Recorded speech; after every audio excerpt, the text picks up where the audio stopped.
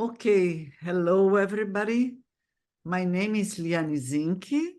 I'm here. Bonsoir à tous, je m'appelle Liane Zink et je suis là ce soir pour vous présenter Odila Vegan. Mais avant de la présenter, j'aimerais vous donner quelques informations techniques. D'abord, je vous souhaite la bienvenue. Côté technique, pour suivre ce webinaire, il faut activer la fonction de interprétation. Donc, nous vous invitons à sélectionner l'icône du globe en bas sur l'écran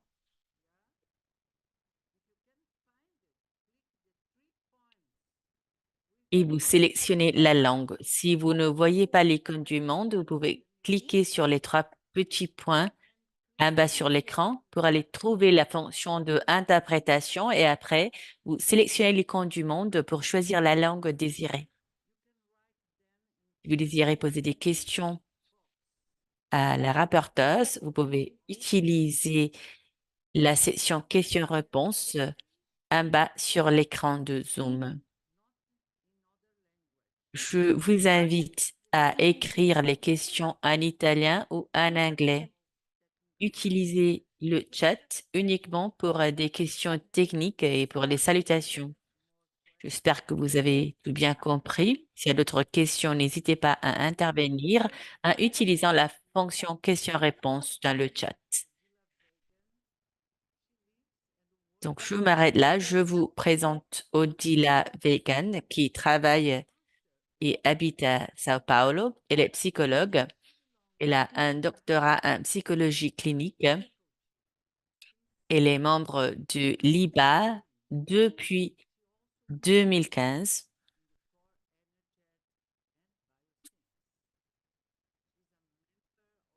Il s'est également occupé de formation en Core Energetics. Il fait également partie de l'Institut de bioénergétique de Sao Paulo. Elle a son cabinet privé à Sao Paulo. Elle travaille en présentiel et à distance. Elle fait également de la supervision pour des groupes et pour des patients individuels. Elle est professeure pour plusieurs formations au Brésil. Elle fait également partie du groupe de formation de Moscou. Elle a écrit un livre dont le titre est Grounding.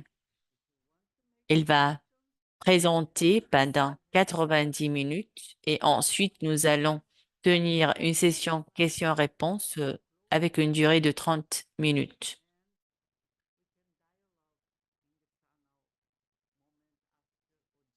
Je vous invite à arrêter la webcam et nous allons échanger pendant les 30 dernières minutes. Et bonne chance, Odile. Avant de commencer, j'aurai une question de ma part. Si vous désirez, vous pouvez également écrire en portugais la question et après, Liane, tu peux traduire. Oui, bien sûr. Parce que si on pose la contrainte de poser des questions en italien ou en anglais, ça peut causer quelques difficultés. Donc, s'il y a des questions qui sont posées en portugais, tu peux les traduire. Oui, d'accord. Merci. Bonsoir. Je suis ravie d'être là avec vous. Tout d'abord, je tiens à remercier le BOT de l'IBA et en particulier mon amie Patrizia Moselli, les amis de la Société italienne de bioénergétique qui travaillent dur pour produire ces webinaires. J'aimerais également remercier Liane, une chère amie qui fait beaucoup dans sa vie pour aider les personnes à s'améliorer. J'aimerais partager une expérience personnelle pour introduire ce webinaire. J'ai étudié la caractérologie de Reich et Lowen pendant 10 ans. J'ai enseigné la caractérologie au Brésil, mais lorsqu'il s'agissait de l'appliquer à la thérapie, je me trouvais bloquée. Et j'ai fini par travailler sur l'amélioration du flux d'énergie et l'élimination des blocages. Cela donnait certainement de bons résultats. Oh, bonsoir Patricia, je suis ravie de te voir. C'est un plaisir pour moi aussi de te voir. Et bon, en 1989, j'ai participé à la conférence de Whistler au Canada. Patricia était là aussi, je m'en souviens. Et j'ai été affectée au groupe de thérapie de Ben Shapiro. Ben Shapiro avait développé et écrit un article intitulé Giving the Devil His Due, c'est-à-dire donner au diable ce qu'il mérite, sur sa compréhension du travail avec la négativité. C'était nouveau à l'époque. C'était aussi passionnant pour moi. Et pour cette raison, l'année suivante, j'ai participé à l'atelier de Ben à Hawaï. Ensuite, j'ai organisé avec Liane un atelier avec Ben à Sao Paulo. Et 26 collègues ont participé à cet atelier. Ben a été présenté à la communauté des thérapeutes au Brésil pour la première fois. À cette occasion-là, il a enseigné beaucoup de techniques amusantes et intéressantes pour travailler avec le corps dans l'analyse du caractère. Il a parlé de la présence d'un diable dans l'intériorité. C'était difficile, hein, parce que utiliser le mot diable côté religieux, c'était difficile.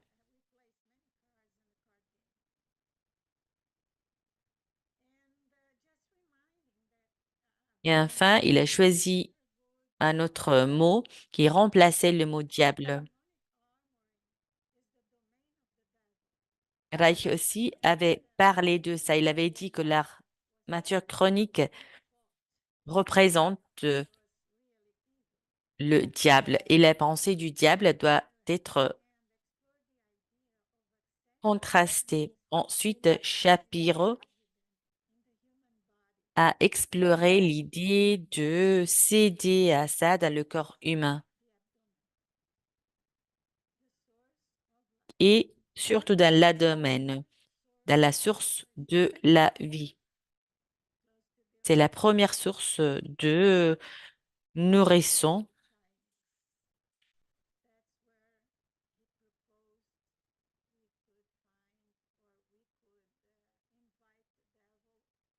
C'est la source de la vie selon la culture chinoise. Et c'est là que l'on peut inviter le diable à sortir de sa caverne pour aller en plein air à partir du nombril. Maintenant, je vais respirer profondément. Je vous invite à faire la même chose.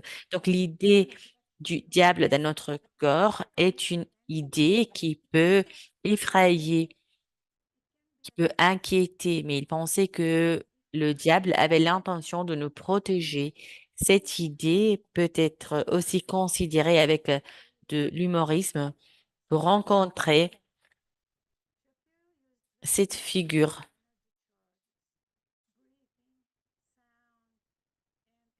Shapiro a mentionné des charges de énergie, la respiration, le son, les exercices qui donnent de l'énergie. Parce que l'énergie dans le corps était également le point de départ pour l'armature.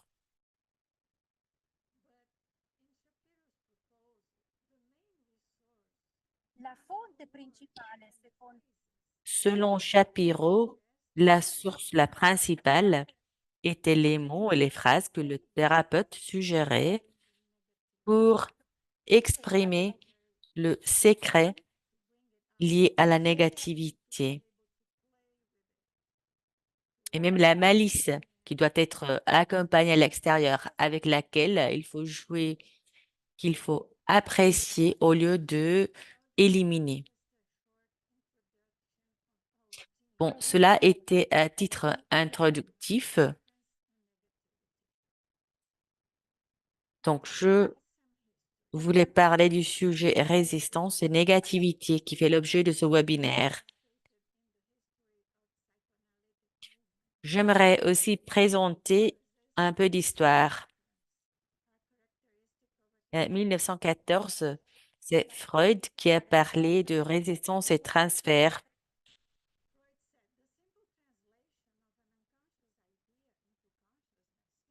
La résistance et le transfert caractérisent une approche thérapeutique dans le cadre de la psychanalyse.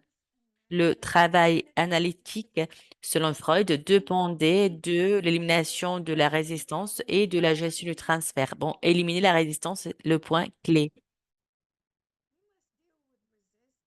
Cela a été reconnu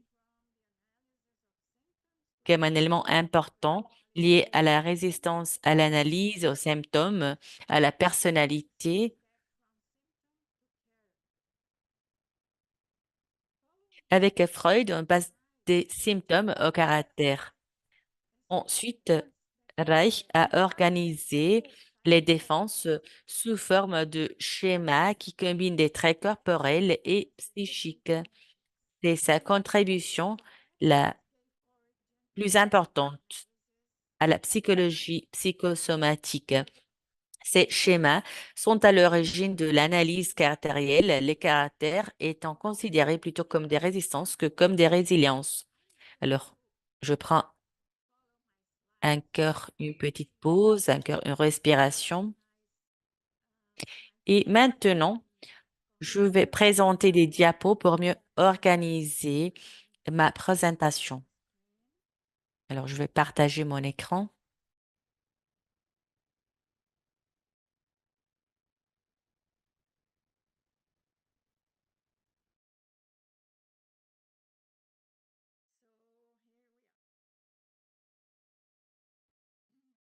Et voilà, ça y est. Nous avons Alexander Lowen, John Pierrakos et Bennett Shapiro qui sont représentés ici. Et vous allez voir pourquoi j'ai aussi inclus John Pierrakos pour parler de la négativité. Et voilà leur visage, Freud, Reich, Lowen, Pierrakos. J'ai aussi inclus Bodella qui a donné une contribution très très forte à la partie la plus souple, soft, c'est-à-dire il faut travailler de façon souple pour obtenir des résultats optimaux. Et bien évidemment, vous avez également Bennett Shapiro parmi les maîtres. J'ai dit que Reich a organisé les défenses sous forme de schémas qui combinent des traits corporels et psychiques. Ces schémas ont été à l'origine de l'analyse caractérielle. Le caractère était considéré comme une résistance par les psychoanalystes. Donc, c'était quelque chose à éliminer. Aujourd'hui, nous sommes confrontés à des clients qui n'ont pas réussi à construire une enveloppe tonique de sécurité constituée par l'armure musculaire.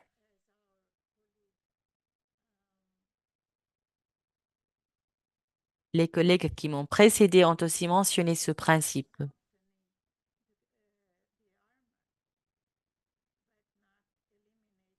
Le fait de assouplir l'armure est la clé. Plutôt que l'éliminer, il faut l'assouplir. On ne doit pas éliminer l'armure. Ensuite, Reich a proposé de aller vers l'expression corporelle. Il a demandé de considérer comment le patient se porte, comment il parle, quelle est la forme la meilleure et non pas demander le pourquoi. Si l'on pose l'accent sur ça, il y a un effet aussi sur la façon de travailler avec nos clients. Lowen a aussi proposé une chose très intéressante. Il a dit, tu es un corps, même si ton corps a des blessures causées par des traumatismes, il a pu survivre grâce aux stratégies de survie ou aux résistances de caractère. Mais n'es pas ton caractère. Tu es beaucoup plus que ton caractère.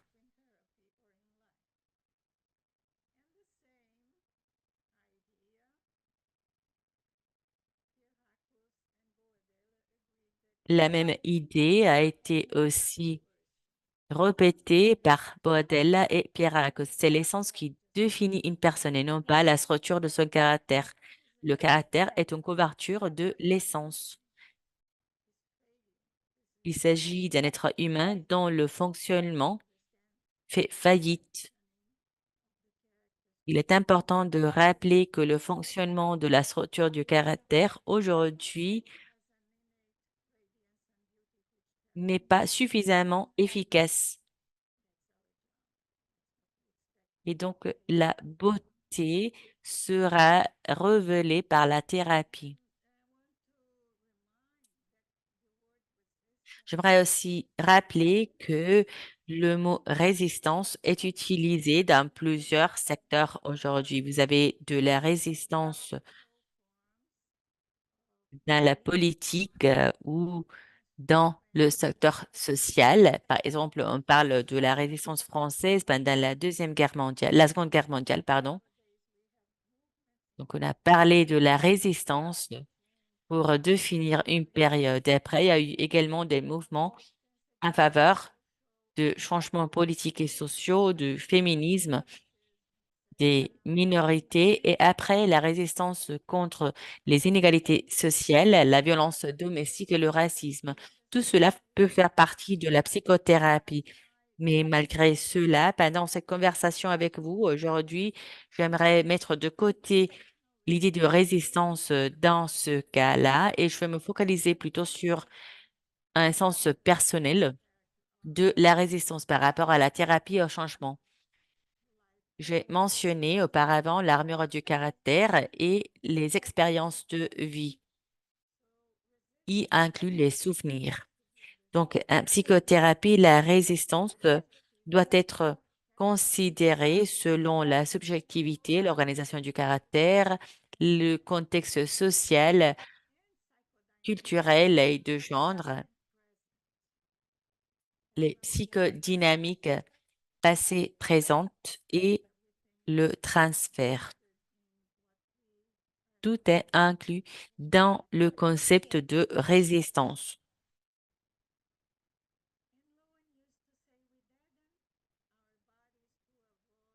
Lowen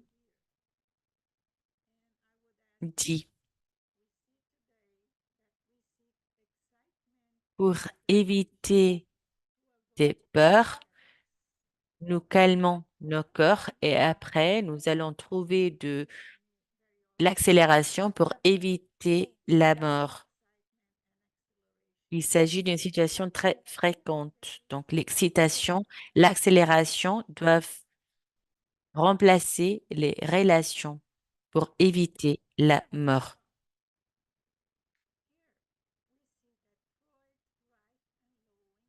Ici, on voit comment Freud, Reich et Lowen étaient d'accord par rapport au fait que la résistance, au lieu d'être un élément qui dérange la psychologie, en fait, était très utile.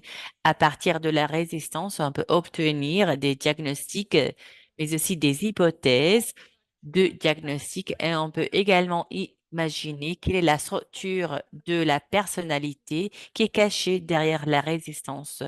Lorsque Reich identifiait un schéma ou un schéma de caractère, il reliait le chemin à la résistance qui s'appliquait à plusieurs types de caractères.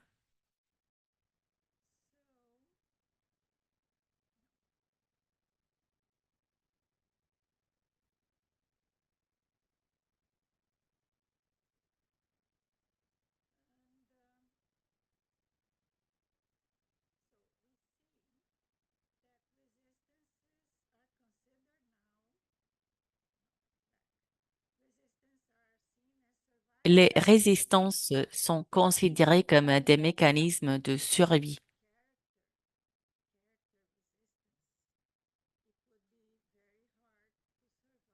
si nous ne sommes pas à même de créer une résistance au niveau du caractère, ça va être très difficile de survivre au traumatisme qui nous a affectés dans notre vie parce que le caractère se développe et grandit comme nous grandissons.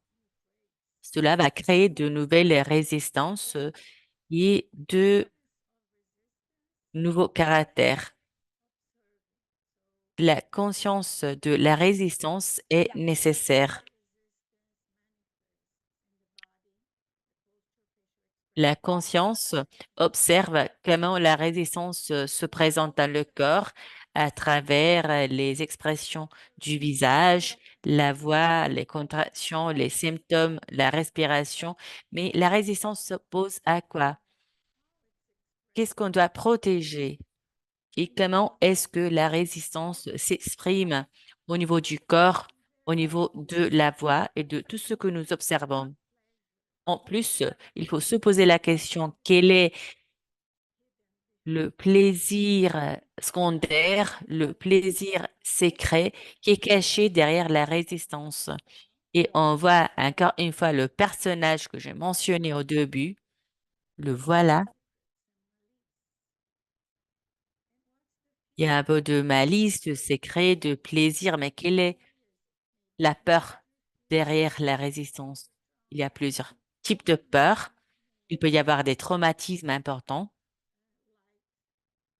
Il peut y avoir également de petits traumatismes qui nous ont affectés. Cela dépend de la qualité et de l'intensité de la résistance. Shapiro nous a appris à apprécier, même à aimer nos résistances. Bon, on se pose la question, est-ce qu'on parle de résistance ou bien de négativité? Et d'après moi, Shapiro a mieux géré les négativités, comme on l'a dit auparavant. J'ai mentionné le diable, la peur la plus profonde, mais il peut y avoir une situation de désaccord.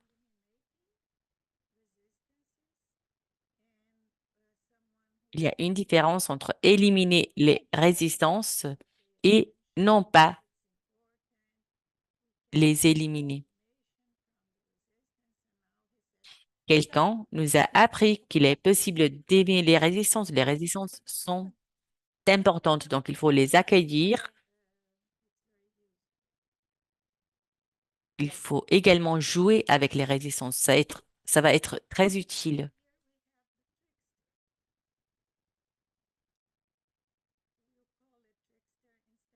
Et voilà, le Joker,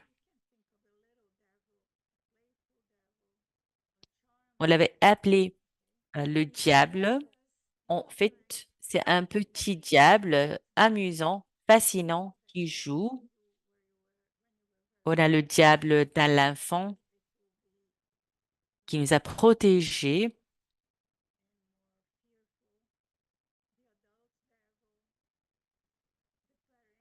Nous avons également le diable adulte. Il y a en plus le diable qui est inhérité des parents. Ce personnage peut être représenté par n'importe qui et dans chaque situation. Lorsqu'on a du succès, lorsque on fait faillite, lorsque on a un échec,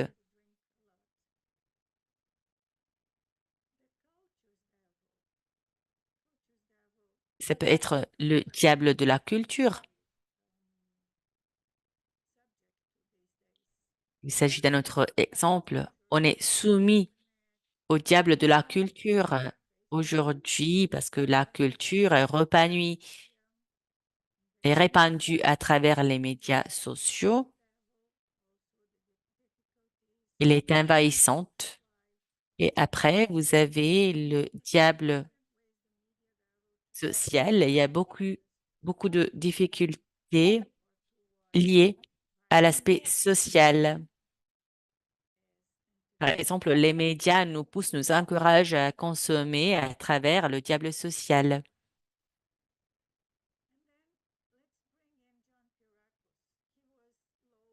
Maintenant, j'aimerais introduire Pierre Akos, qui était un copain, un collègue de Lowen, avec qui il a il a créé la bioénergétique vers les années 60 de 1900.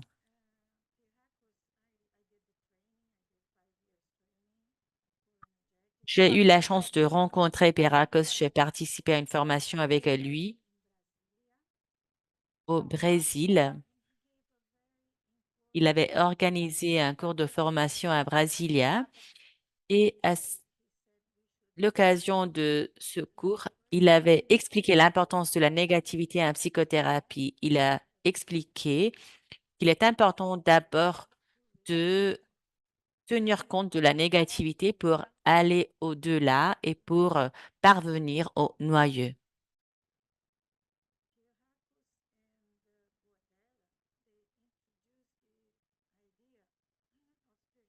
Ensuite, Pierrakos et Boadella ont présenté l'idée de la spiritualité. C'était avant Lowen, en fait, en psychothérapie.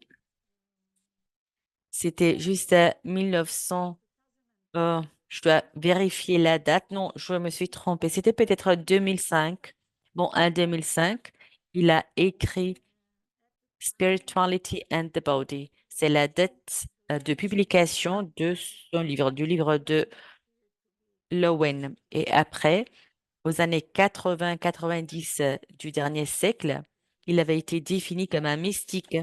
Il avait accepté le point de vue de Pierre Akos et il avait écrit un chapitre dans le livre Depression and the Body, la dépression et le corps, pour présenter la perspective de Pierre Akos du champ énergétique humain.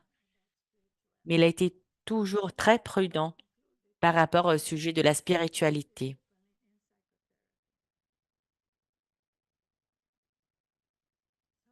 Donc, il a inclus la négativité dans la psychothérapie et Pierre Akos m'a autorisé de quelque façon à travailler avec la négativité en psychothérapie.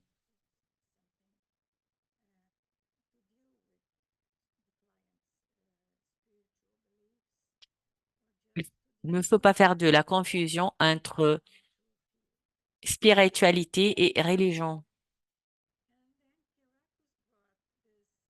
Ensuite, Pierrakos a présenté cette image, le Saint Georges avec le dragon qui sont en lutte continue. Le Saint Georges est sur un cheval blanc. Il lutte contre le dragon sans le tuer. Le dragon et Saint Georges étaient toujours ensemble, mais toujours un conflit et personne ne gagnait cette lutte. Donc, je pense qu'il y a des éléments qui relient les Srocs et l'image du dragon avec le Saint-Georges. Les deux ont expliqué que le dragon ou l'escroc ne doit pas être tué. Il faut y faire face, il faut négocier avec lui, il faut trouver des solutions meilleures. Il sera toujours présent. Et lorsqu'on analyse ce personnage, il est intéressant de noter qu'il y a une autre charge énergétique à son intérieur. La plupart de l'énergie vitale est retenue par ce personnage. La fonction consiste à protéger. Donc, on peut lire ce personnage, on peut l'interpréter comme une partie qui compose l'armure. Il s'agit d'une partie, d'une composante spéciale qui présente ces qualités-ci. Ce sont les mêmes qualités de l'escroc, du dragon, la protection, la malice, le fait de se cacher dans l'obscurité. Donc, on peut vraiment entraîner nos yeux afin qu'ils puissent lire la présence de ce personnage. Lorsqu'il se présente dans la thérapie, il faut faire avancer ce personnage et s'amuser, jouer avec ce personnage.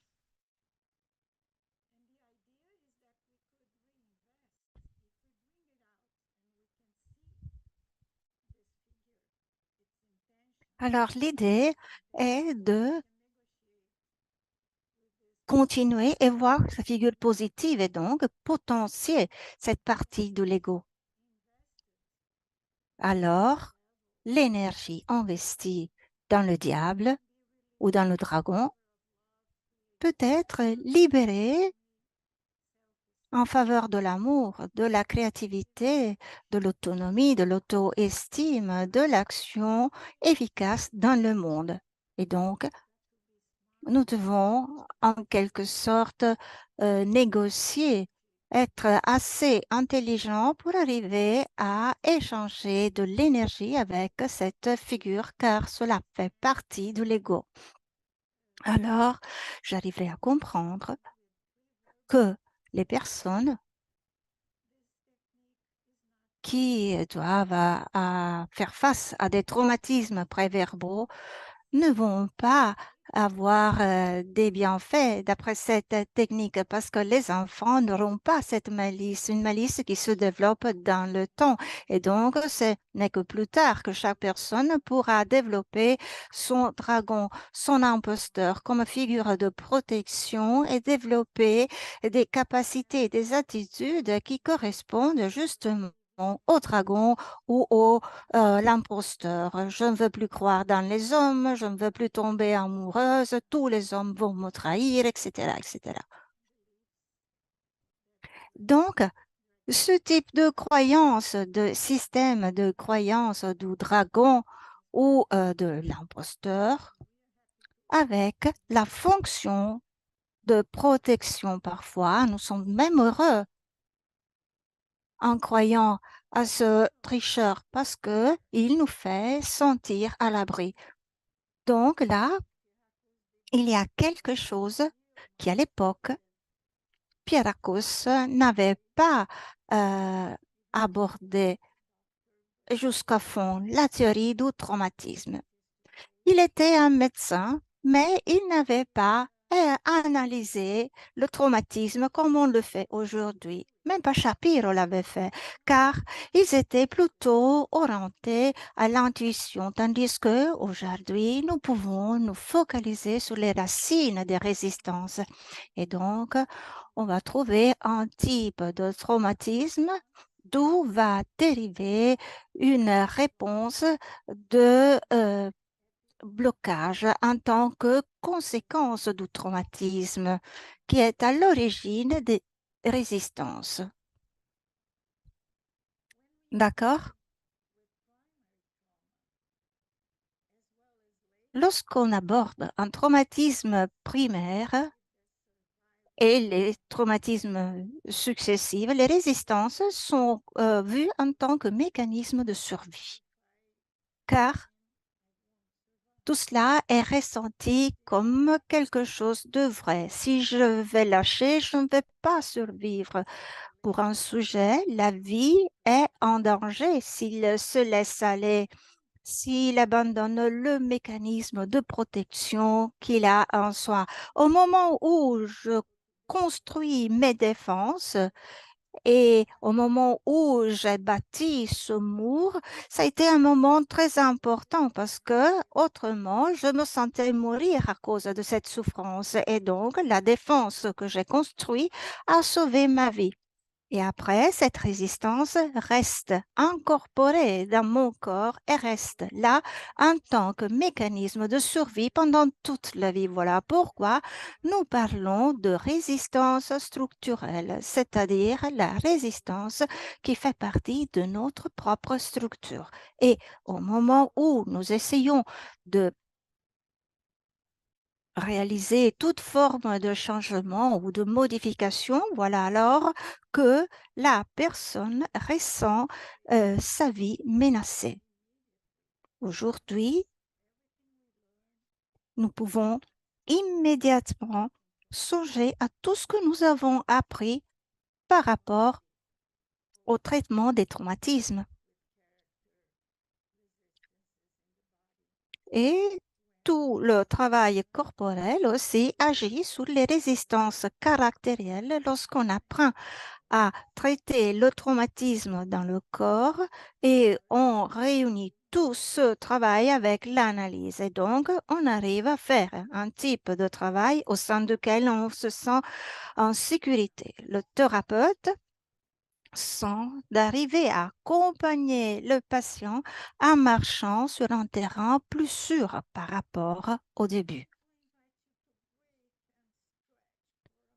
Et alors maintenant, je vous invite à respirer, à faire un peu stretching. Alors, faisons ensemble quelques moments de stretching. Respirez très, très bien. Alors là, faites comme moi. Allongez vos bras. Vous faites ce stretching du profond de vous-même. Prenez une belle bouchée d'air et faites-la rentrer en vous. Parce que tous ces sujets peuvent être un peu trop difficiles. Il faut prêter beaucoup d'attention. Nos cerveaux font des connexions, des associations, doivent travailler, bosser très dur. Donc, il est difficile de mémoriser tous ces concepts. Vous voulez marquer quelques questions qui vous viennent à l'esprit, par exemple. Vous voulez prendre des notes, etc. Moi, je bois même une petite bouchée d'eau parce que ça peut m'aider. Vous pouvez faire la même chose.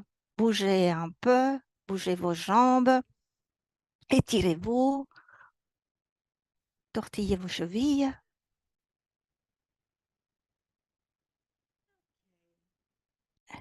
Très bien. Voilà. Maintenant, revenons à nos résistances et à tous nos diables antérieurs.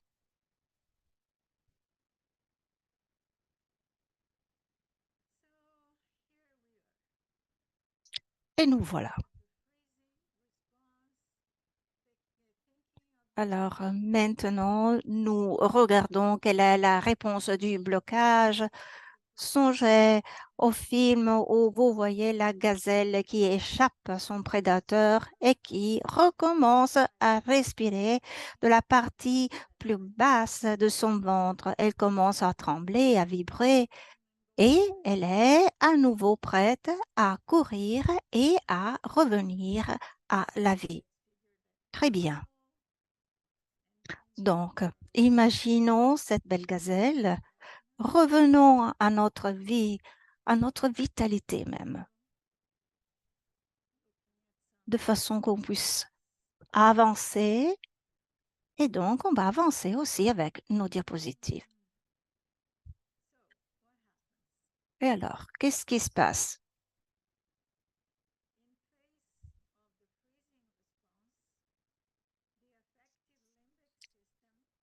Vis-à-vis d'une réponse de blocage, le système limbique affectif, là, vous voyez le système limbique qui est là, qui devrait prendre soin des impulsions dérivant du monde du complexe reptilien.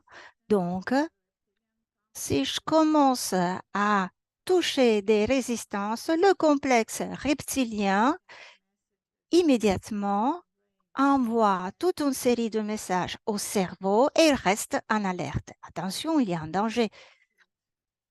Et le cortex devrait décider quelles sont les actions à mener.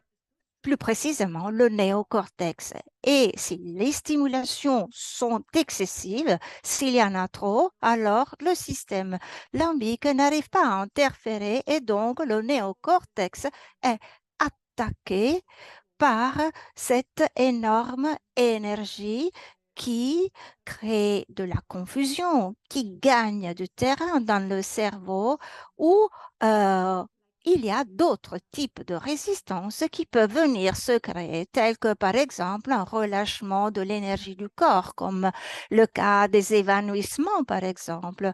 Certaines réactions sont des réactions que nous préférons éviter lors des séances de thérapie. Donc, il faudra prêter beaucoup d'attention, marcher petit à petit, comme Angela Klopstock l'avait écrit dans son magnifique article sur l'utilisation de la catharse.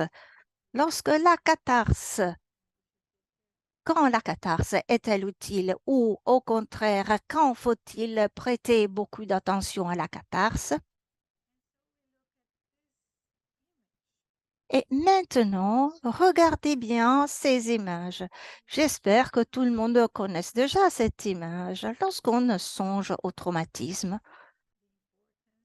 comme Berceli nous l'a appris, l'importance de la gestion du système solaire, l'importance de porter la respiration là, au niveau du nombril, le nombril qui se trouve ici, dans cette région, afin de pouvoir dissoudre la réponse de blocage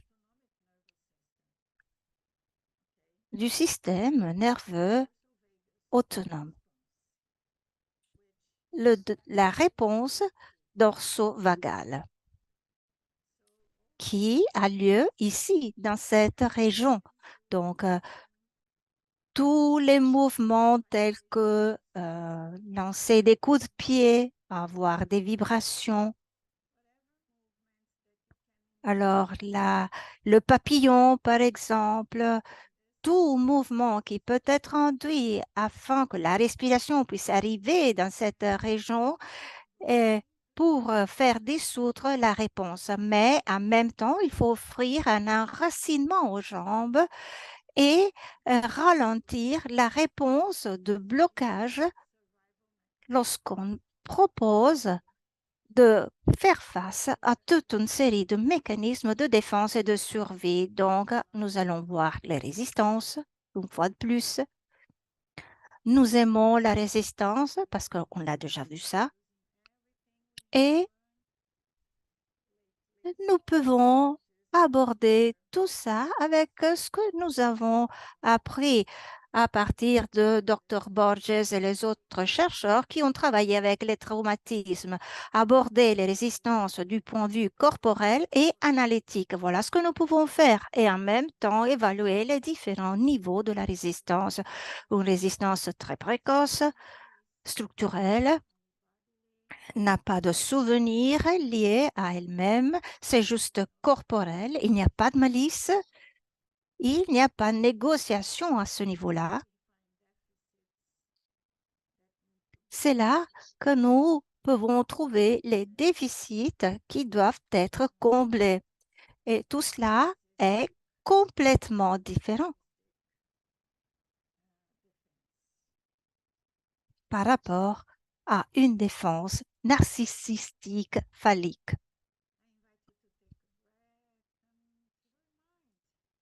Alors, je vous invite une fois de plus à prendre une belle bouchée d'air et à vous remémorer de tout ce que vous avez appris, tout ce que vous connaissez à propos des traumatismes. Comment aborder le système nerveux autonome, le nerf vague, le vague frontal que nous voulons porter en avant afin d'avoir plus de possibilités, des possibilités liées à la confiance, à l'enracinement, au mouvement, un mouvement qui va en avant et pour dissoudre la réponse de blocage reptilien pour bouger en avant avec les résistances, pour avancer donc.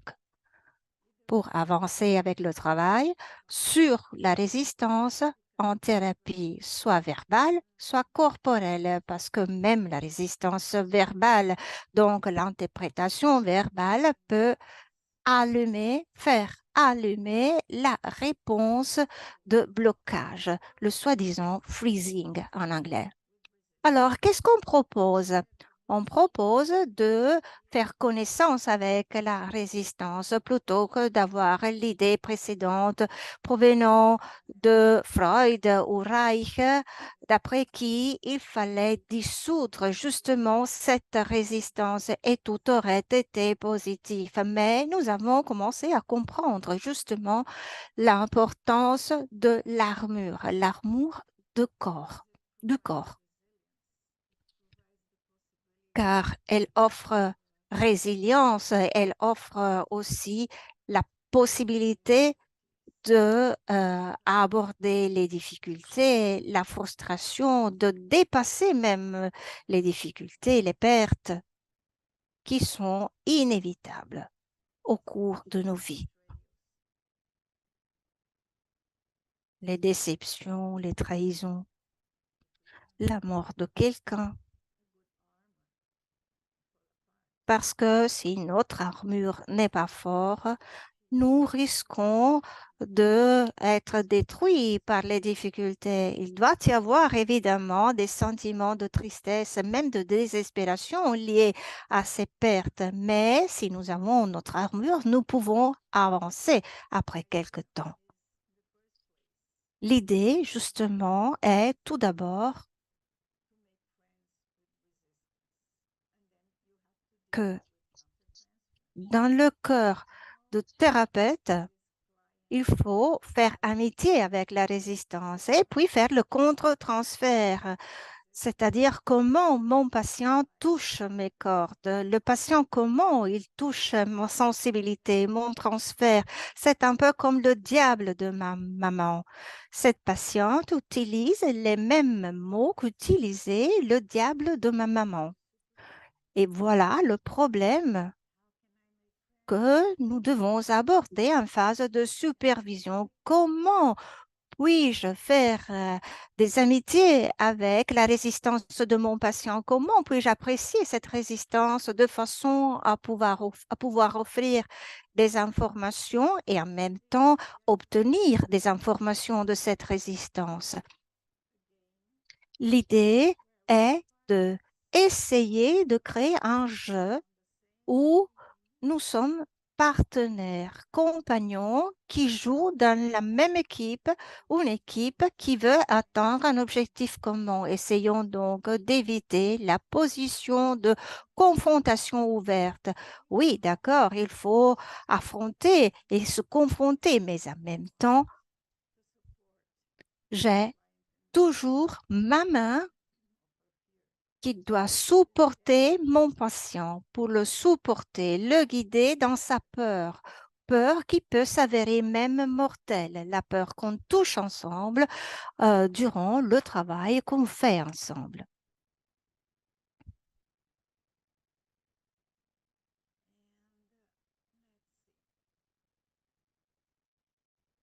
Maintenant, voyons un peu.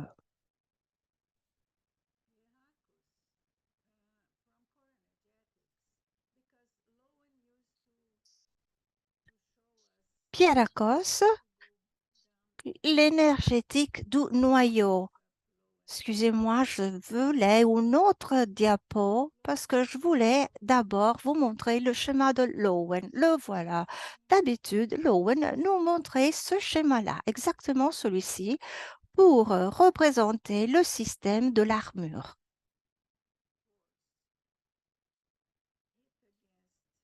Et comment les forces vitales frappent cette barrière, se heurtent contre cette barrière, cette armure. Et lorsque cette force vitale heurte contre la barrière, rebondit en arrière et revient dans la personne sous forme d'angoisse. Angoisse qui, par la suite, affecte le centre biologique, le cœur, qui renforce l'armure musculaire. Et seulement des petites parties de cette portion primaire arrivent vers la périphérie pour se splitter dans une portion secondaire, un symptôme neurotique. Voilà, c'est ainsi que Lowen avait représenté l'amour. Dans son livre Love, Sex in Your Heart, c'est-à-dire dans un organisme avec son armure, cette impulsion primaire produit une impulsion secondaire qui peut mener à l'angoisse. Mais maintenant, revenons à cette diapositive-là, c'est-à-dire le modèle proposé par l'énergétique du noyau, Core Energetics, qu'on va voir maintenant dans le détail. Là, vous avez la représentation du centre, le higher self, le soi plus élevé, le noyau central, la partie de l'âme qui est entourée par l'ego.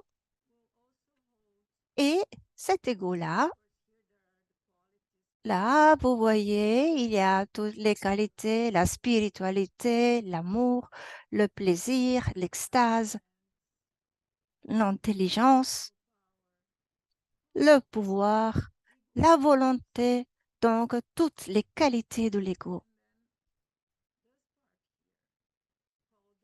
Et après, cette partie-là, qui est appelée l'ego inférieur, le plus bas, les émotions plus cachées, que nous ne pouvons pas avouer, les émotions que nous ressentons, les émotions qu'on ne voudrait pas ressentir et que nous ne voulons pas raconter aux autres. Le lower self, le moi inférieur, le plus bas, c'est la partie qui, d'après moi, voudrait aborder Shapiro. Mais Shapiro était très intelligent parce qu'il allait aborder le sujet du masque. Le masque que chacun d'entre nous montre au monde, aux personnes pour être accepté, pour être aimé. Et ici, il est très intéressant dans cette proposition du Core Energetics que ce soi avec le masque prend les qualités du soi supérieur, l'ego le plus élevé. Donc, à travers le masque, on peut déduire quelles sont les grandes qualités, les grands dons de chaque personne. Les dons qui habitent le centre du noyau, de l'ego. Une fois qu'on arrive à percer, à traverser cette masque, on arrivera vraiment à découvrir l'or, la pépite d'or que est la personnalité. Mais ce masque est sans énergique. Parce que les personnes me demandent comment puis-je savoir s'il s'agit d'un masque. Le masque ne nous convainc pas. Si une personne pleure, et tu ne ressens rien pour cette personne, pas de compassion, pas d'empathie avec la douleur, la tristesse éprouvée par cette personne, alors il s'agit d'une masque. C'est le masque qui pleure. La personne est en train de cacher quelque chose. Mais au contraire, c'est ce que Shapiro nous dit. Shapiro nous aide en disant, regardez les polarités. Si cette personne pleure, et fait la victime et joue le rôle de la victime, alors qu'est-ce qu'elle est en train de nous dire? Qu'est-ce qu'elle nous dit? Elle nous dit que cette personne est très énervée. Elle ressent de la rage. Et donc, pour faire la différence entre ce qui est ressenti par le soi inférieur, le plus bas, et une personne très énervée, indignée, qui dit, oh, j'en peux plus de cette chose-là, je ne supporte plus cette personne, j'ai besoin de tuer quelqu'un, j'ai besoin de me faire du mal, je veux faire un accident avec la voiture parce que je suis très énervée. Mais en réalité, cette personne est véritablement et profondément blessée. Et donc, ne croyons pas au masque de l'ego. Et c'est très commun d'avoir une confusion engendrée par les masques parce que parfois on croit que les masques disent la vérité. Mais c'est ici qu'il faut commencer à utiliser la technique de Shapiro, gérer la rage et tout ce qui est exagéré parce que exagérer jusqu'à ce qu'on arrive à enlever le masque. Et Shapiro faisait cette même chose à une personne. Elle lui disait, il faut donner des coups de pied, des coups de pied, des coups de pied, jusqu'à ce que cette personne était complètement fatiguée. Et après la fatigue, qu'est-ce qui arrive? Le pleur.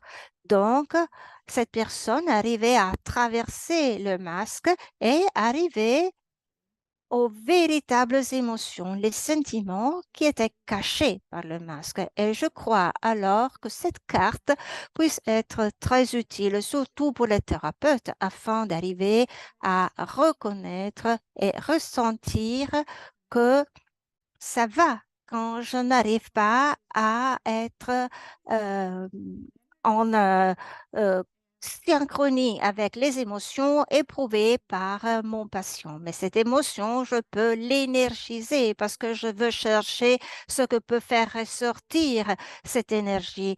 La personne qui dit, je suis énervée au point que je pourrais tuer quelqu'un. Et alors, Lowen proposait un exercice dans les groupes, je pourrais te tuer, me tuer.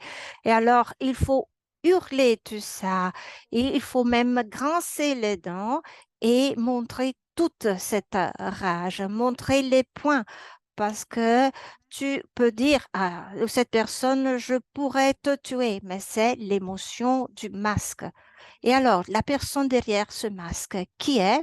Ceci est ce qui nous permet d'arriver à la réelle blessure d'où toutes ces rages dérivent. Et alors, le désir de tuer quelqu'un peut arriver, mais la guérison est toujours liée à cette souffrance, à cette blessure.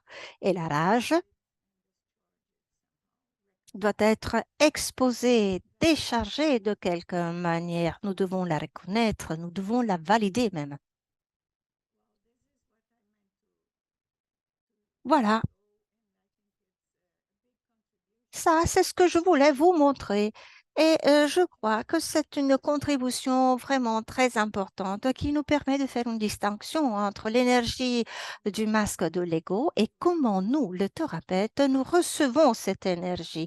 Et c'est là la difficulté à la reconnaître et avoir la résonance. Et lorsque la résonance manque, nous pouvons vraiment comprendre que, ah oui, c'est ici qu'il y a le masque. C'est alors que vous devrez prendre votre temps pour vous enraciner et essayer de regarder derrière le masque pour essayer de comprendre qu'est-ce qu'il y a derrière le masque. Généralement, il y a une blessure, il y a de la peur, il y a une douleur, une rage, une véritable rage. La victime, généralement, éprouve une rage réelle qu'elle doit faire ressortir. Et par la suite, comprendre que tout ce qui est montré par le masque n'est que quelque chose qui peut être relié au centre, au noyau. Dans chaque caractère, Donna Robbins nous l'explique très bien. Chaque caractère a sa caractéristique spéciale, son don spécial, et ce don se manifeste à travers le masque de l'ego. Mais il se manifeste de manière euh, qui ne porte pas de bons résultats, détournés, de façon que les personnes ne nous croient pas. Mais il s'agit juste d'une idée, un soupçon de ce qu'il y a dans le noyau, la qualité qui pourrait représenter la véritable solution pour cette personne. c'est-à-dire le fait de pouvoir avoir plus de ressources, pouvoir développer encore plus cette qualité pour enrichir ces ressources. Une qualité qui, au début, apparaît comme un masque. Par exemple, les personnes schizoïdes ont des qualités artistiques ou une très forte intelligence. Les oraux, au contraire, ont des qualités de communication liées à l'amour. Les masochistes sont très contents de servir, d'aider les personnes. Le caractère plus raide veut bien travailler, faire un bon travail. Et les psychopathes peuvent être des bons leaders, par exemple. Mais dans le masque, évidemment, il montre la nécessité de contrôler, de diminuer les autres, de gagner sur les autres, de gagner sur les autres, d'avoir toujours raison. Voilà, celle-ci est la partie où nous devons utiliser le diable pour aborder ces résistances.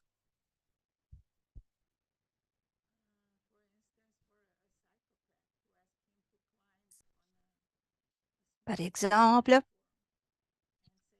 pour un caractère psychopathe, euh, demander de grimper sur un podium et dire oui, je suis le meilleur, j'ai gagné, je dois toujours avoir le contrôle et énergiser ces mots quand le diable, après, est parti.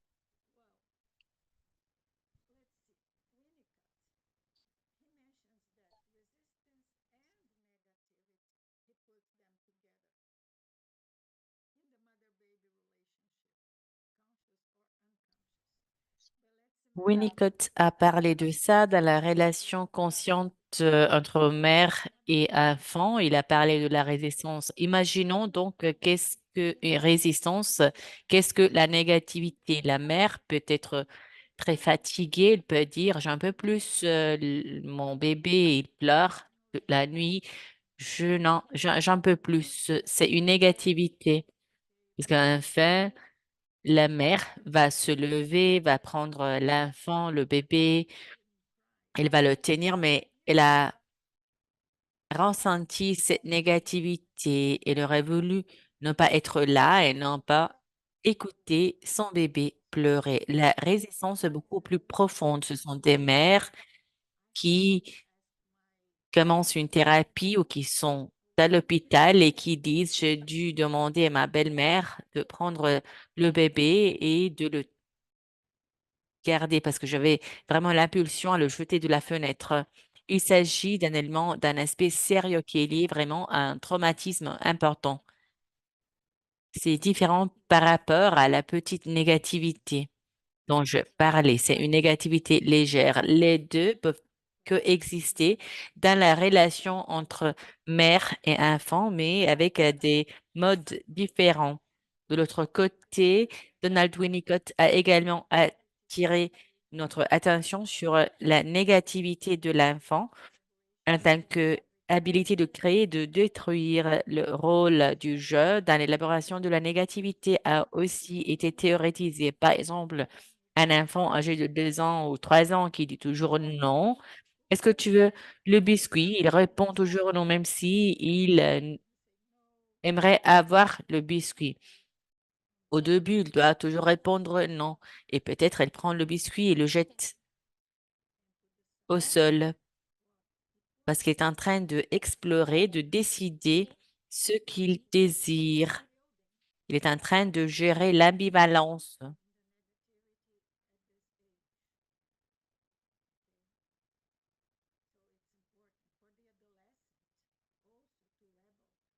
Donc, il est important aussi pour les adolescents de avoir ce parcours de création de l'identité. La négativité joue un rôle important pour s'affirmer. Elle est différente par rapport à la résistance qui est liée à un traumatisme. Je souligne cet aspect parce que c'est comme ça que j'essaye de comprendre et de séparer les deux mots. Souvent, on les utilise de façon interchangeable. J'ai utilisé ici une image de la corps énergétique, ce qui nous dit que la force vitale représentée par la cœur la plus grande représente la vie, la négativité, le plaisir de la négativité entre possession de la vie en développant la force vitale. Et après, vous avez le plaisir. Donc, il y a le plaisir qui est présent dans la force vitale. Il y a une sorte de courant. Et ensuite, vous avez le plaisir négatif qui est la connexion entre la négativité et la force vitale. La négativité va voler l'énergie de la force vitale. C'est le cas, par exemple, d'une personne qui vole l'énergie de son voisin, qui utilise l'énergie, l'électricité d'un voisin. Je ne sais pas si c'est le cas dans tous les pays, mais au Brésil, c'est possible. On peut utiliser des câbles pour voler de l'énergie, de l'électricité. Et voilà ce que la négativité fait. Donc, il y a un plaisir qui est connecté à la négativité. Et c'est très profond. Comment est-ce que on peut trouver et cacher le plaisir? Le flux d'énergie négative n'aurait jamais de succès s'il n'était pas connecté avec le flux de l'énergie vitale. Donc, grâce à cette connexion avec l'énergie vitale, on obtient un sens de plaisir. S'il n'y avait pas de connexion, on ne pourrait pas prendre l'énergie. En fait, vous voyez ici que la carte bleue n'a pas d'énergie. L'enfant, le bébé n'est pas né avec une force vitale. La force vitale est là pour protéger l'identité. Et après, elle va donner de l'énergie. Cela continue tout au long de la vie et la connexion se renforce.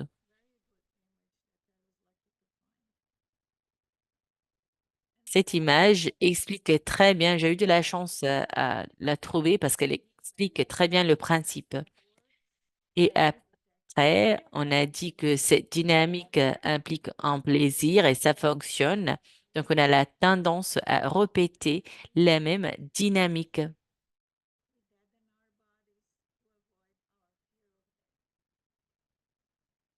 Ensuite, comme on l'a dit auparavant, nous calmons notre corps pour éviter la peur de la mort. Ce sont des mots prononcés par Lowen qui a écrit un chapitre très important à propos du désir de vivre, la volonté de vivre, le désir de mourir. Et voilà ce que les images représentent ici. Lorsqu'on fait un effort conscient pour surmonter la négativité et pour éliminer cette négativité, on peut utiliser la force, la volonté pour faire cela. Mais le plaisir nous dit non, on ne peut pas faire ça parce que sinon tu vas mourir. Le plaisir dit, je suis là pour te protéger, pour t'empêcher de tomber dans la trappe qui est proposée par le thérapeute. Qu'est-ce que nous faisons dans notre vie? Le vide ne peut pas être accepté. C'est pour ça que nous recherchons de l'enthousiasme, de l'excitation. C'est pour éviter le sens de la mort. L'excitation et l'enthousiasme peuvent être aussi causés par un danger, par une exposition élevée au danger. Par exemple, on roule à une vitesse élevée, en voiture, en moto. C'est vraiment la sensation de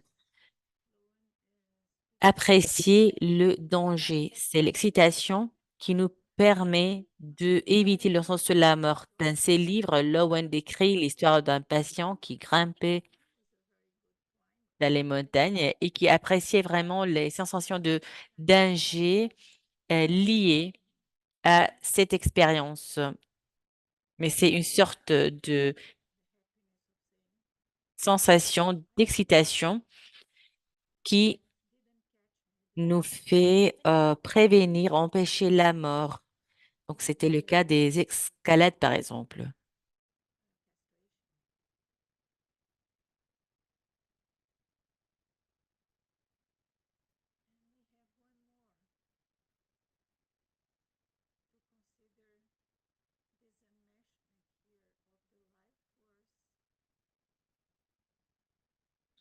Et ensuite, un autre élément que je vais ajouter,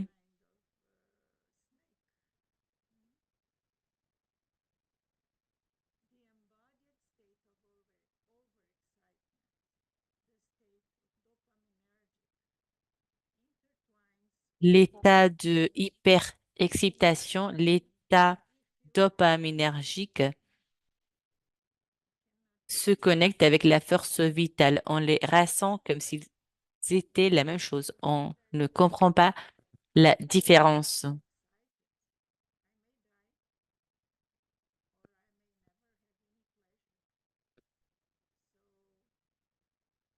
Si l'on n'a pas ça,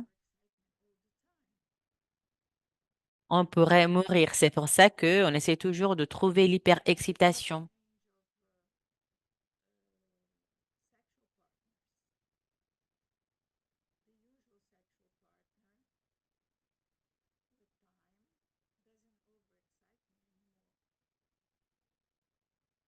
Donc, c'est le cas, par exemple, d'une situation où j'ai un partenaire qui ne provoque plus d'excitation. Donc, il vaut mieux de changer. Sinon, ma libido va se mourir. Je n'aurai plus de plaisir parce qu'il y a cette interconnexion et donc mon corps est en train de prouver, de, de ressentir un plaisir s'il y a de l'excitation.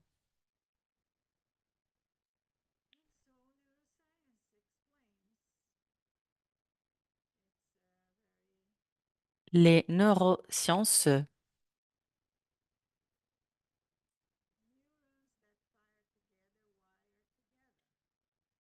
expliquent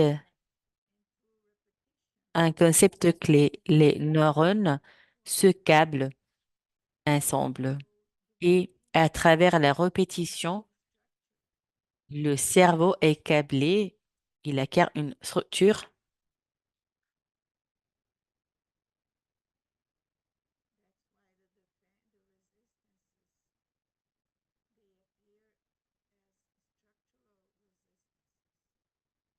C'est pour ça que les résistances apparaissent comme des résistances structurelles. Ils envoient un message. Si tu touches ça, tu peux te mourir.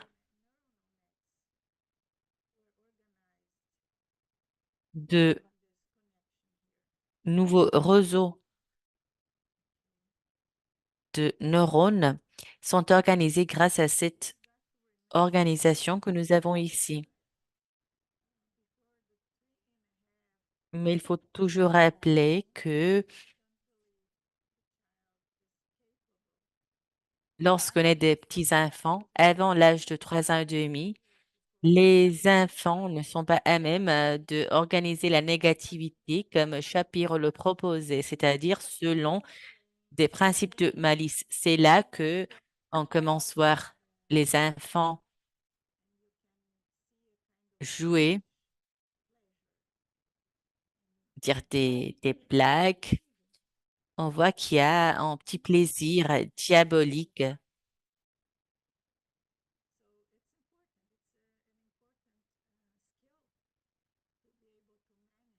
Cela est très important. On peut être à même de gérer le petit diable. qui est lié au fait de tromper sa mère. C'est pas complètement négatif, mais il faut en être conscient de façon à mieux comprendre l'ironie, l'humorisme, plutôt que être détruit par l'ironie. Il faut faire attention à ne pas l'utiliser, à ne pas utiliser l'ironie avec les enfants. On doit protéger les enfants de l'ironie parce que ça peut faire du mal. Les enfants ne sont pas à même de comprendre l'ironie. Les enfants ne comprennent pas pourquoi des personnes se rient de lui ou d'elle.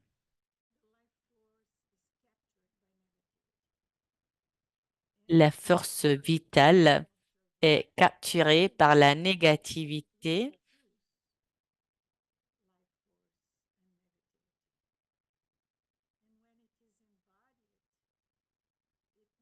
La force vitale est connectée avec la négativité et lorsqu'elle est représentée par le corps, on peut la manifester à travers du plaisir. Je ne peux pas, par exemple, me détendre parce que sinon, j'ai de l'anxiété. Une fois, j'étais chez un cardiologue. Il m'a expliqué, si tu as un patient cardiaque et tu le fais détendre, il pourrait même mourir. Son anxiété va augmenter de façon majeure. Mais lorsqu'il m'a expliqué cela, je n'avais pas bien compris le concept. Mais maintenant, j'en suis vraiment consciente. Donc, une personne qui a une armure très épaisse autour du cœur, lorsqu'il y a des émotions souples connectées au cœur, le cœur pourrait en fait céder.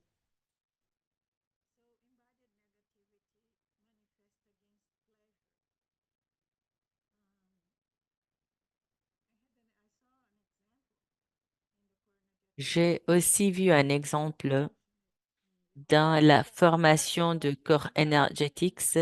J'ai mentionné cet exemple dans l'un de mes articles que vous allez trouver dans la bibliographie de cette présentation.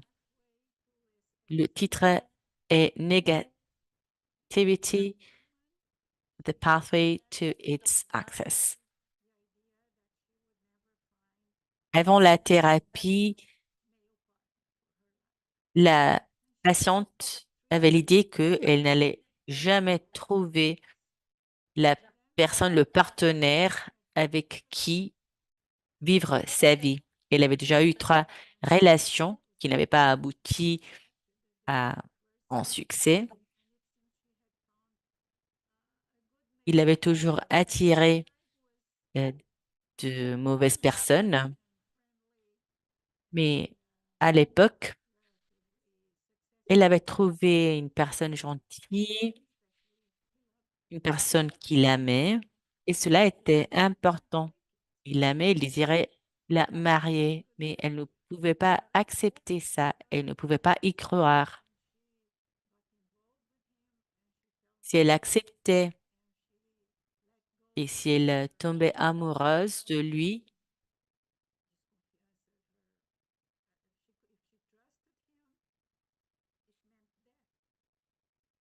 si elle avait fait confiance à lui, cela aurait pu signifier la mort pour elle. Nous avons travaillé sur ça lors de nos séances et enfin le thérapeute lui a proposé de tendre, de laisser cette croyance, d'abandonner cette idée et de rentrer dans la sphère du plaisir. Elle a dit donc, bon, je dois négocier avec mon diable intérieur. Je peux m'abandonner au plaisir que je peux m'imaginer, mais je me l'imagine en tant que abyssaux. C'était comme si elle devait plonger dans l'abîme sans protection. Elle a pu trouver enfin une connexion avec le diable.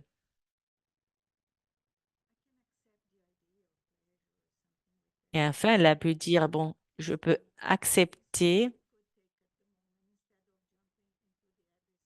le plaisir. Avec ça, elle a pu accepter et éviter de plonger dans l'abîme du plaisir. Elle a pu accepter donc l'idée de la sécurité de la relation parce que son diable lui disait constamment qu'elle allait mourir, qu'elle allait être blessée.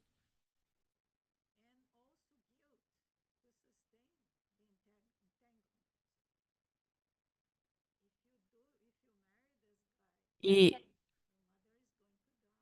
l'idée, c'était que si elle mariait ce jeune homme, sa mère allait se mourir.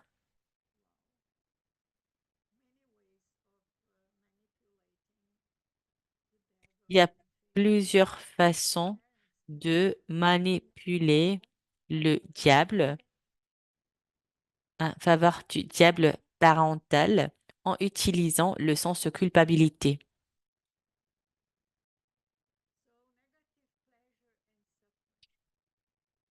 Le plaisir négatif et la souffrance.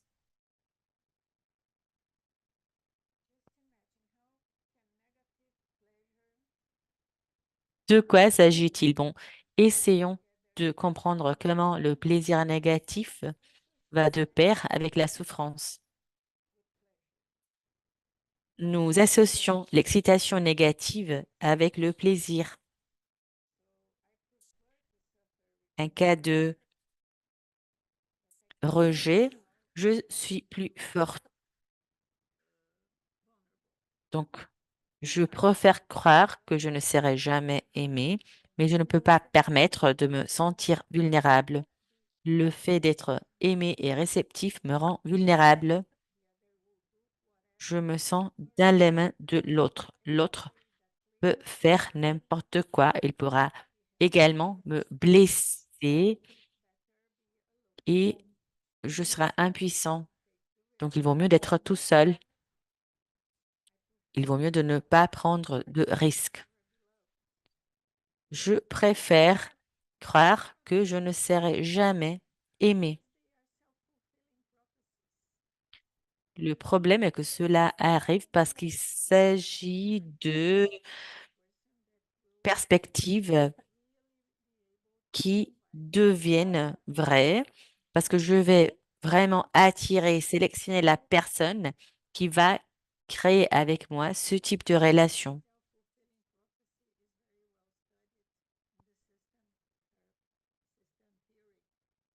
Il s'agit du phénomène de la prophétie qui se réalise, qui se auto-réalise, un phénomène qui est étudié en psychologie. C'est la prophétie qui se auto-réalise. Donc, il faut faire attention à ce que l'on demande parce que l'inconscience nous écoute et pourrait répondre, le subconscient pourrait répondre avec ce que nous avons aperçu. Je contrôle l'or.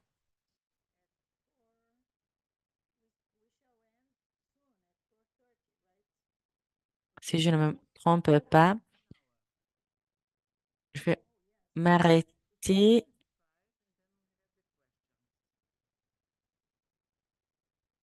à 8h30. On va terminer à 9h. Et tu as encore quelques minutes et après, il y aura la session questions-réponses. Donc, je dois terminer d'ici 5 minutes et après, il y aura 30 minutes de questions-réponses. Bon, je continue, j'accélère un petit peu. J'aimerais mentionner par exemple les relations liquides.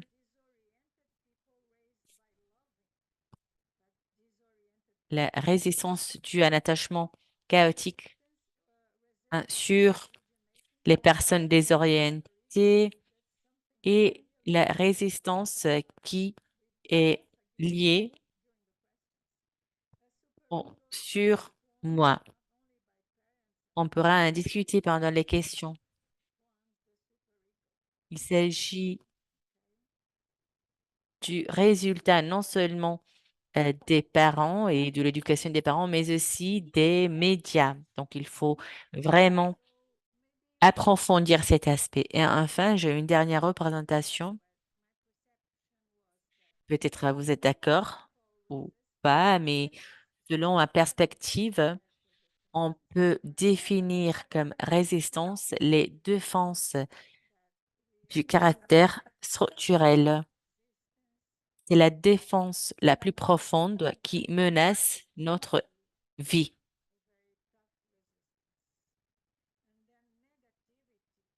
Donc, la résistance peut être très forte. Et après, vous avez la négativité qui est issue des défenses. La négativité implique des images, des pensées, des idées que nous transformons en habitudes et actions.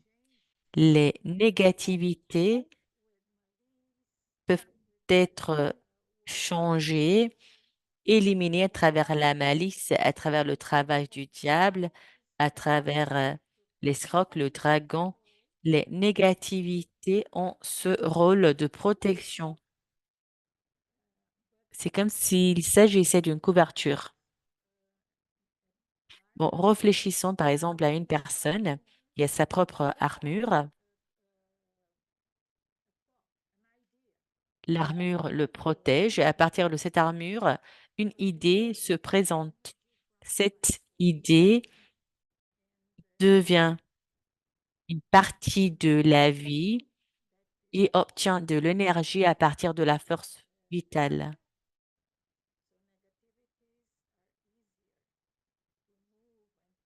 L'association est dangereuse, presque mortelle. Donc, les négativités doivent être déplacées, elles peuvent être traversées plus facilement pour arriver jusqu'aux résistances structurelles réelles.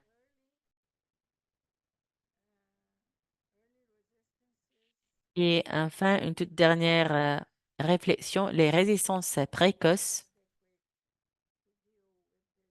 ne sont pas adéquates pour ce type d'approche. Bon, je vais m'arrêter ici. Donc, j'arrête la présentation maintenant. Ah bon, en fait, il y a un petit point à ajouter. Lorsqu'il y a un traumatisme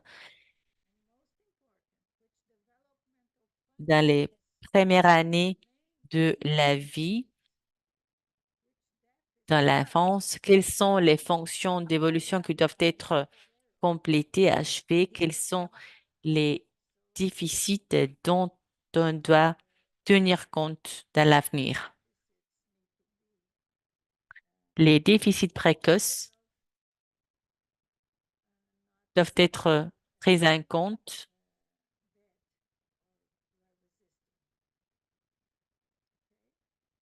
Ils ne peuvent pas être considérés comme des éléments auxquels il faut opposer une résistance. J'arrête de partager mon écran et je peux commencer la session questions-réponses.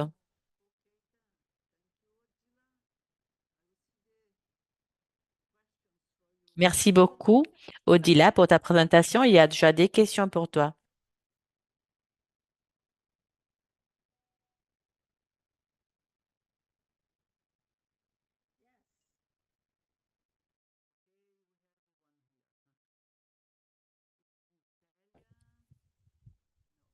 Voilà. La première question, c'est en italien. La toute première question, voilà. Béatrice,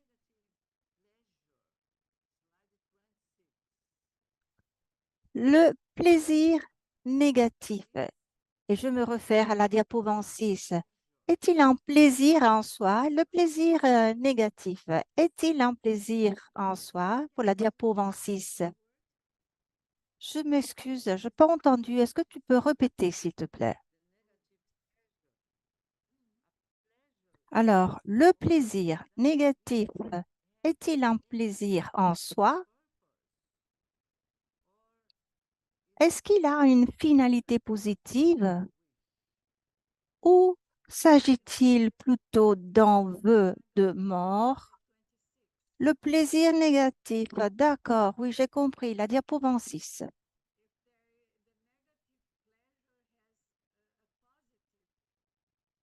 Alors, la question est-ce que le plaisir négatif est-il un plaisir en soi? Béatrice, peut-elle nous offrir un exemple de cette question parce que il ne me vient aucun exemple à l'esprit. Nous savons que la négativité est protective. Donc, par exemple, si on devait raconter euh, euh, un mensonge, nous ne pouvons pas éliminer le menteur de l'ego. C'est une sorte d'habilité pour nous. Mais le problème alors se pose lorsque ceci s'adresse contre nous. Et alors, c'est alors qu'il tue le vrai plaisir. Je ne sais pas si bien répondu à la question. Le plaisir négatif a-t-il peut-être une finalité positive? Oui, justement, la fonction de protection, sans doute. Mais ça dépend aussi du type de protection. S'agit-il d'une protection réelle ou plutôt d'une protection qui nous évite de pouvoir vivre notre vie à plein? Songeons par exemple au cas dont j'ai parlé avant, une femme qui n'arrivait pas à accepter son compagnon parce qu'elle n'avait pas confiance dans les hommes, tous les hommes, parce que le père était une personne à laquelle on ne pouvait pas faire confiance. Dans cette famille, tous les hommes étaient des personnes dangereuses auxquelles on ne pouvait pas faire confiance. Prochaine question. Alors, dis-moi, je suis prête. Prochaine question est de Alessandra. Comment laisser aller la croyance négative concernant l'argent de façon rationnelle? On sait que l'argent est utile pour la survie, mais on continue à le repousser. Est-ce que, est-ce que la question est claire? Oui, faire l'argent et ne pas pouvoir le garder, oui, sans doute. Il y a des personnes qui agissent comme ça.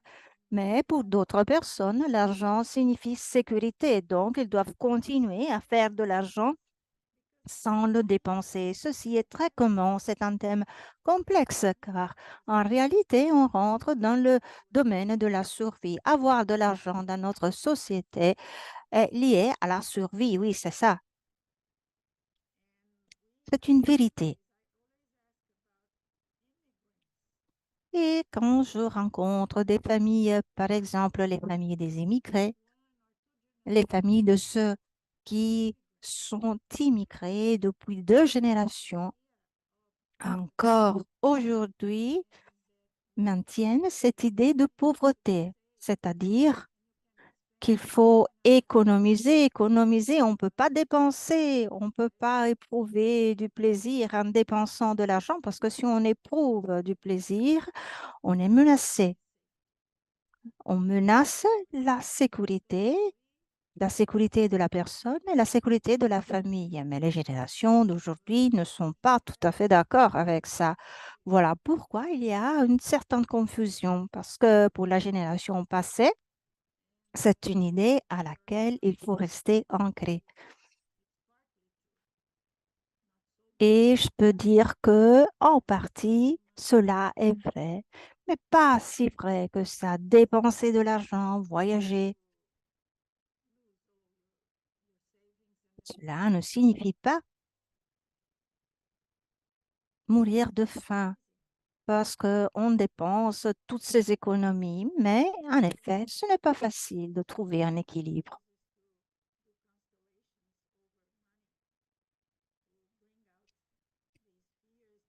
Alors, il y a des personnes qui font des constellations sur l'argent pour éliminer les peurs, pour approfondir les croyances, essayer de comprendre d'où elles dérivent. Et parfois, elles arrivent de la protection des parents qui exagéraient avec cette fonction de protection. Parfois, les parents ont raison dans ce sens. Il y a des jeunes qui ne travaillent pas et qui continuent à dépenser. Ce n'est pas un thème facile à traiter, surtout lorsqu'on parle d'argent. Oui, il peut représenter un plaisir négatif. Nous avons 5 autres questions. Continuons alors. Alors, j'ai une question en portugais. Je vais la lire en portugais et après, on attend la traduction.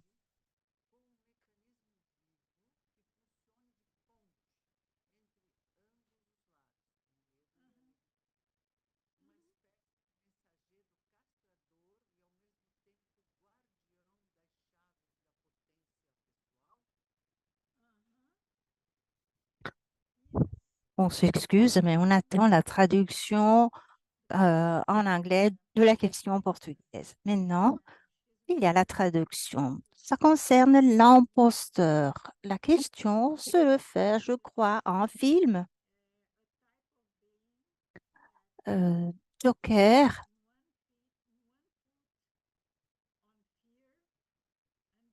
un être qui garde un pied dans la peur et un pied dans la négativité. Il s'agit d'un mécanisme qui préserve la vie et qui fonctionne en tant que pont des 2 côtés, la négativité d'un côté, la peur de l'autre, comme un messager qui est en même temps un gardien des clés de la puissance personnelle. Oui, c'est exactement comme ça. Tout à fait. Toute cette énergie retenue par l'imposteur, par la peur, pose ce problème. La peur est-elle réelle ou s'agit-il d'une peur héritée?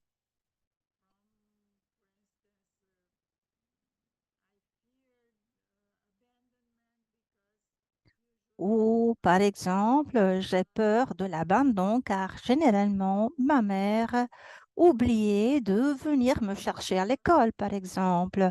Et alors là, je restais assise devant la porte de l'école toute seule, 1 heure, 2 heures, sans savoir si elle serait passée me chercher. Parfois, j'ai même cru qu'elle m'aurait quittée là et que je serais morte toute seule. Mais après, elle arrivait, mais j'arrivais plus à me connecter avec elle parce que j'avais perdu ma confiance en elle.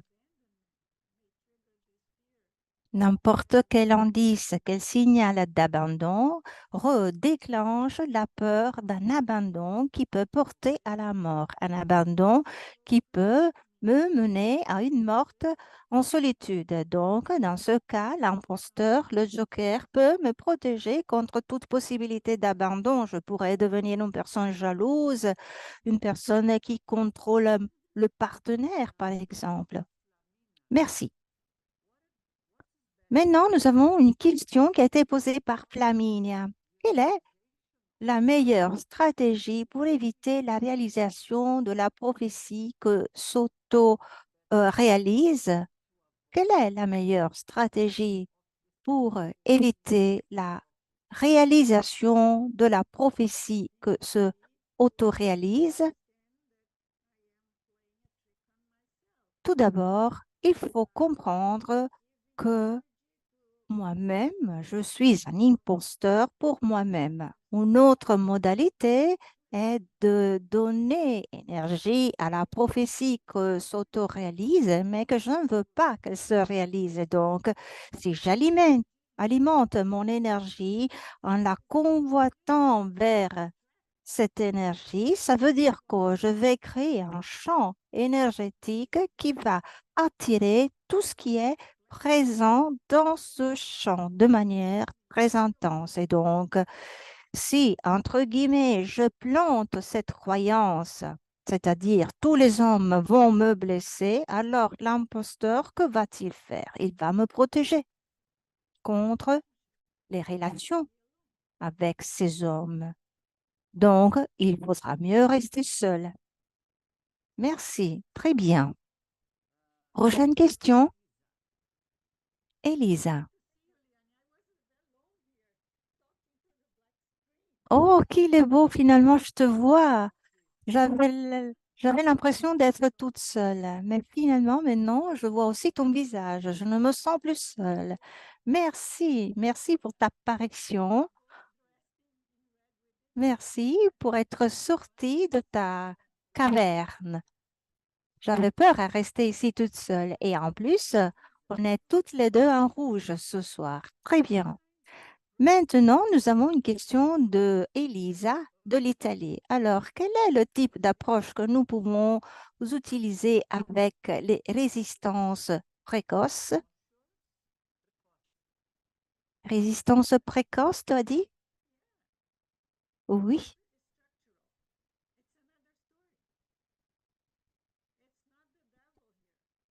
Alors, nous pouvons utiliser l'approche structurelle. C'est un autre thème, une autre histoire. Il ne s'agit pas du diable ici. L'enfant n'aura aucune habilité, même pas les habilités nécessaires pour créer un attachement sûr. Et alors, il faut se relater à la théorie de l'attachement. On ne peut pas avoir confiance sur l'attachement sûr parce que nous connaissons toutes les expériences sur l'attachement sûr dans les expériences précoces de l'enfant. Un enfant qui a 2 ans reconnaît déjà la différence entre une mère avec laquelle il peut s'interfacer car il y a un attachement sûr et une mère avec laquelle l'enfant a une approche de détachement. Mais il s'agit là d'un système structurel. L'enfant peut avoir souffert d'abandon dans un âge très précoce et alors nous ne pouvons pas accuser la mère. Peut-être cela est arrivé à cause d'une naissance prématurée, par exemple. Donc, le bébé a dû rester à l'hôpital pendant 2, 3 mois, par exemple, pendant beaucoup de temps pour le bébé. Et cela peut arriver. Donc, il peut y avoir cette séparation forcée qui rend plus difficile la création d'un attachement sûr. Enfant, maman. Parfois, cela arrive. On se retrouve avec d'autres personnes, par exemple. À présent, en Ukraine, les Ukrainiens, les personnes qui ont dû se détacher de leurs enfants. La maman a peur, l'enfant ne se sent pas en sécurité, la mère panique et le bébé, par conséquent, va paniquer lui aussi. Et tout cela, malheureusement, va laisser des marques. Après, il y a un autre exemple. Par exemple, je suis née en 1943 pendant la guerre. Le Brésil n'était pas en guerre, mais en réalité, chez nous aussi, des signaux de guerre arrivaient au Brésil qui nous portaient à éteindre les lumières, fermer les portes pour ne pas être bombardés. Il n'y avait pas de nourriture. On ne pouvait pas acheter de la nourriture. On avait tous peur. On se sentait tous menacés dans cette même période. Mon grand-père était tombé malade et il était même mort. J'avais 7 sœurs, nous avons toutes étudié, mais j'ai été la seule à faire des études de psychologie. Alors, je me suis occupée toute seule de mon anxiété. Je n'ai pas lutté, je n'ai pas contrasté mon anxiété. J'ai pris soin d'elle plutôt. Et maintenant, une autre question de Antonella. Est-ce que tu pourrais mieux expliquer la relation liquide et l'association avec la résistance et la négativité?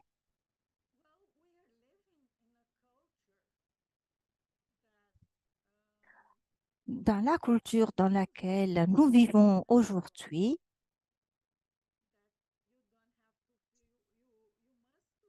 on nous propose ce qui suit. Il faut apprendre à vivre, à être heureux, même dans des relations qui ne sont pas sûres. Mais si on ne le fait pas, on n'est pas adapté à cette culture. Donc, il faut s'adapter, il faut trouver un partenaire, même seulement pour une nuit.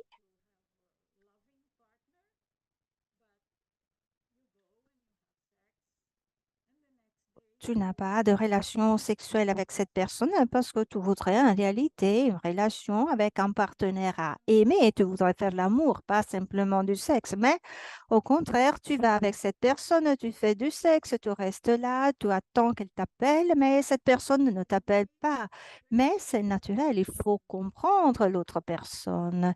Et tout cela pourrait déclencher cette peur d'abandon précoce, la peur de la mort. Alors, nous avons encore juste deux questions. Juste un instant, je vais terminer ma réponse. Alors, on continue à surfer sur la vague de l'excitation.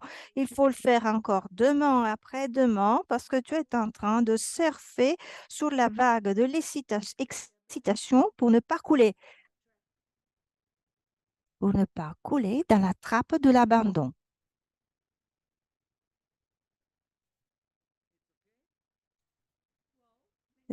C'est fini? T'as fini? Oui, je pourrais rajouter aussi que bien de personnes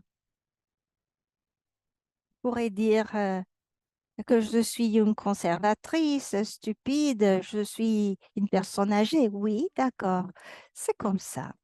Alors, voilà la prochaine question, la question de Gianluca. Alors, comment interprétez-vous la bioénergétique, la perte d'une personne chère dans l'acception de deuil et le diable, par qui est-il représenté dans le deuil? Par bleu. Alors, je vais essayer de vous proposer un exemple pour répondre à cette question. Imaginons un homme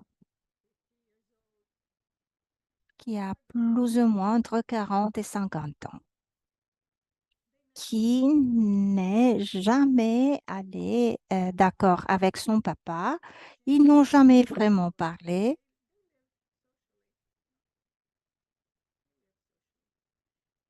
Ils n'ont jamais été liés l'un avec l'autre. Cet homme, dans le fond de son cœur, a toujours désiré d'être aimé par son père. Il l'a vraiment désiré. Il l'a désiré à fond, mais c'est plus difficile pour les hommes échanger de l'amour, échanger l'amour les uns les autres, parce que parfois l'amour est pris par le diable et transformé en agressivité, en ironie.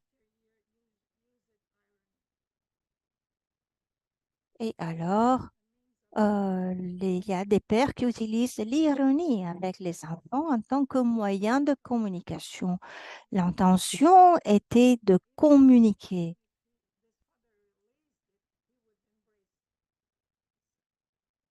Même cette intention de avoir et de prendre l'enfant dans ses bras, c'était toujours transformé dans un commentaire ironique. Voilà, t'as acheté une voiture, mais peut-être ça ne vaut pas la peine. Tu aurais pu faire autre chose avec cet argent dans ta vie. Et, et ainsi de suite.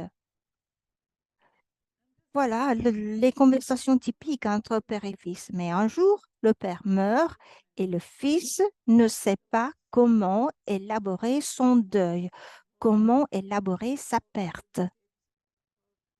Il doit éviter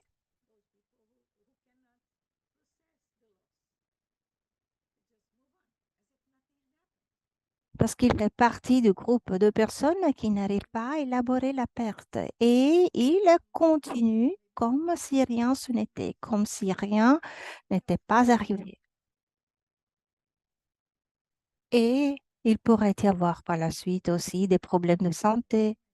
Et il me vient à l'esprit un patient que j'ai eu en thérapie, un patient qui était fortement attaché à sa mère. La mère est morte et mon patient pleurait. Il avait réussi à élaborer son deuil, tandis que son frère, lui, il avait développé une hépatite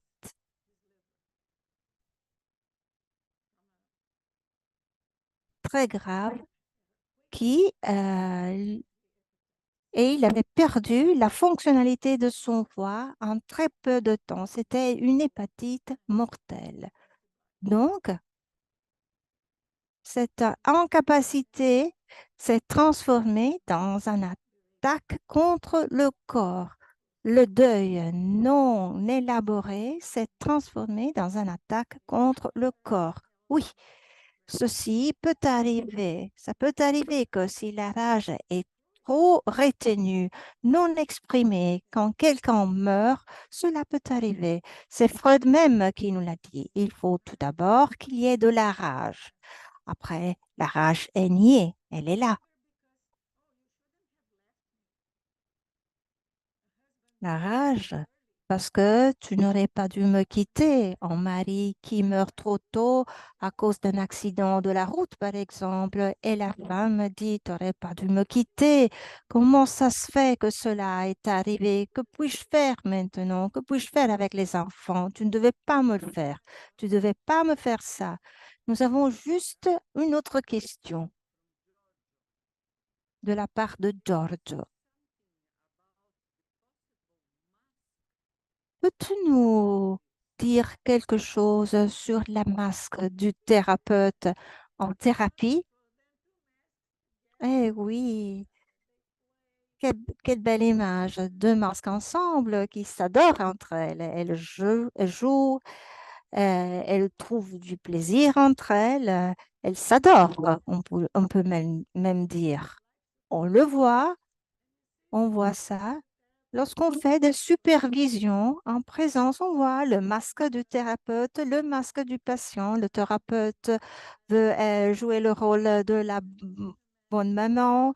Le patient veut faire le bon enfant, mais on comprend qu'ils ont le masque tous les deux, mais le patient est plein de rage qui n'a jamais ressorti. Oui, ils s'amusent ensemble, mais au moment de la supervision, cette idylle magnifique est cassée. Très bien. Alors, nous n'avons plus de questions. Les questions sont finies. Quel dommage. C'est dommage. Mais Odile, il y a plein de personnes qui ont écrit pour te remercier. Ils ont écrit pour te dire merci, félicitations. Beaucoup, beaucoup de participants ont véritablement adoré cette présentation.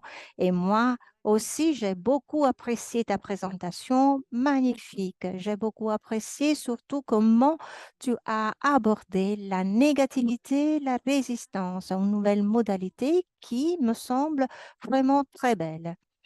Je voulais juste souligner quelques points si j'ai le temps. Nous devons toujours respecter la fenêtre de tolérance.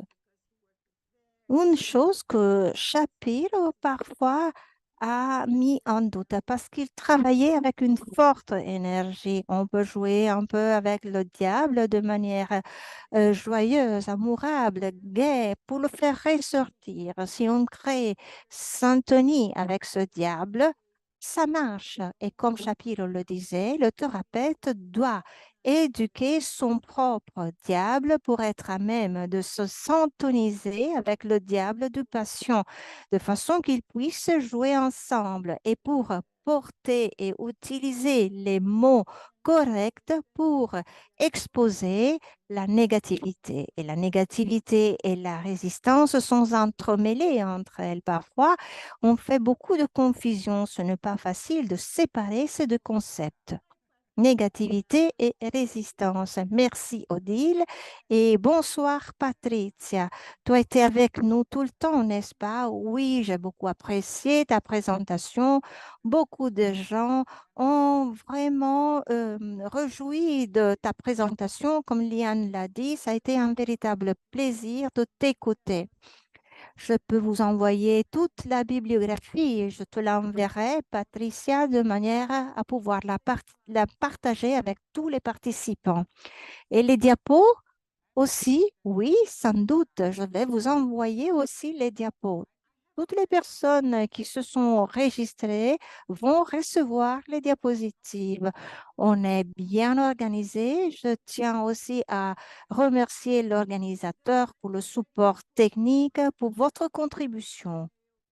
Oui, très bien. J'ai envoyé les smiles à Marco par courriel. Très bien, merci. Tu peux envoyer donc aussi la bibliographie à Marco. D'accord, c'est fait. Merci, ça a été un véritable plaisir. Marco, on dit merci aux interprètes. Et alors, travail merveilleux. Oui, oui, elles sont exceptionnelles. Merci. Et donc, on voit encore beaucoup de remerciements ici dans la chat. Ça a été une intervention très riche, stimulante, enrichissante, Liana. Ça a été un plaisir aussi de te revoir. Merci encore une fois. Félicitations, Odile. Les participants nous écrivent que tu as été magnifique, fantastique. C'est incroyable le fait qu'on puisse aussi sourire de ces sujets si difficiles. Alors, nous pouvons quitter la réunion, nous pouvons dire bonsoir. Oui, merci. Merci pour votre contribution. Merci Patricia, merci Marco, merci Lisa et merci aux interprètes. Merci aussi de la part des interprètes. Merci Liane, Odile. Félicitations encore, Odile. Très bien.